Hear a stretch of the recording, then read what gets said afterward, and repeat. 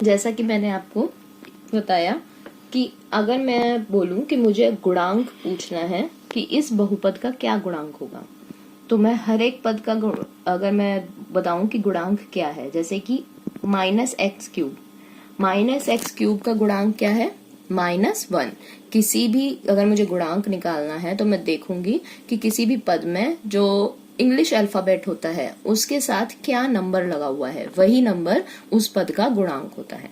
जैसे 4x², x के साथ कौन सा क्या नंबर है? 4, तो इस पद का जो गुणांक हो जाएगा वो क्या हो जाएगा? 4। 7x, 7x के इस इंग्लिश अल्फाबेट के साथ क्या है नंबर? 7, तो इस पद का जो गुणांक हो जाएगा वो क्या हो जाएगा? 7। इसी तरीके से हम गुणांक का पता लगाते हैं कि किसी बहुपद का क्या गुणांक है। अब हम आगे चलते हैं। आगे हम लोगों को पढ़ना है एक चर वाले बहुपद। एक चर मैंने जैसे अभी आपको बताया था कि एक चर क्या होता है? चर क्या होता है? कोई भी इंग्लिश का अल्फाबेट, उसे हम चर बोलते हैं।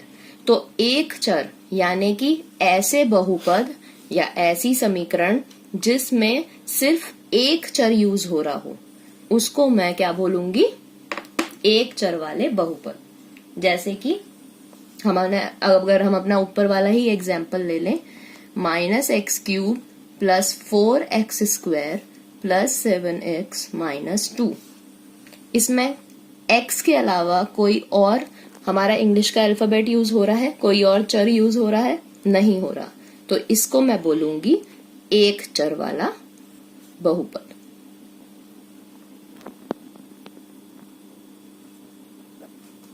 ठीक है। ऐसे ही अगर मैं और एग्जाम्पल लूं, 2x + 3, ये भी मेरा एक चर वाला बहुपद है। और अगर मैं एग्जाम्पल लूं, t⁴ प्लस में 7, इसमें भी हमारा एक ही अल्फाबेट यूज हो रहा है जो कि है t, तो ये भी मेरा एक चर वाला बहुपद है। अल्फाबेट, इंग्लिश का अल्फाबेट मैं कोई भी यूज कर सकती हूँ, उन सभी को मैं चर बोलूंगी और संख्याओं को अचर। ये आपको वो चीज ध्यान रखनी है चर संख्या और अचर संख्या में। एक चीज का हम लोग और ध्यान रखेंगे कि कौन सी समीकरण हमारी बहुपद होगी। तो हमेशा याद रखना है, जब भी हम चर के ऊपर कोई घातांक लगाते हैं, चर के ऊपर का जो हमारी घात होती है, आपको पता है घात क्या होती है? किसी भी अल्फाबेट के या किसी भी नंबर के ऊपर जो संख्या लगती है उसे हम घात कहते हैं। तो किसी भी समीकरण में जो घात होती है वो घात हमेशा एक पूर्ण संख्या होनी चाहिए। पूर्ण संख्या आपको बताया है मैंने क्या कौन सी होती हैं? पूर्ण संख्या होती हैं जो कि 0 से शुरू होती हैं, 0, 1, 2, 3 और अप टू इन्फिनिटी तक जाती हैं। ये हमारी पूर्ण संख्या है। तो जब भी मेरा जो घात है वो एक पूर्ण संख्या होगी, इसका मतलब कि ये पद मेरा बहुपद है। अगर मैं आपको बोलूं कि मैंने ये एक समीकरण ली है या नहीं, या फिर मैंने ये एक समीकरण लिया है, इसमें आप देखोगे इसमें जो ये चर है इसका घात क्या है? इसको रूट को मैं 1/2 भी लिखती हूँ। क्या ये 1/2 एक पूर्ण संख्या है?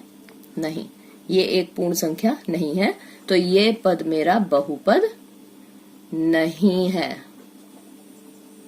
ठीक है।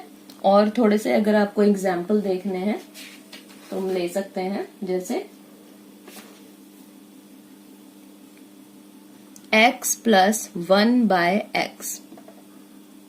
अगर ये x मेरा 1/x है, इस x को मैं ऊपर लेके आऊंगी तो ये मेरा क्या हो जाएगा? x + x। जब भी कोई संख्या नीचे से ऊपर जाती है उसकी पावर -1 हो जाती है।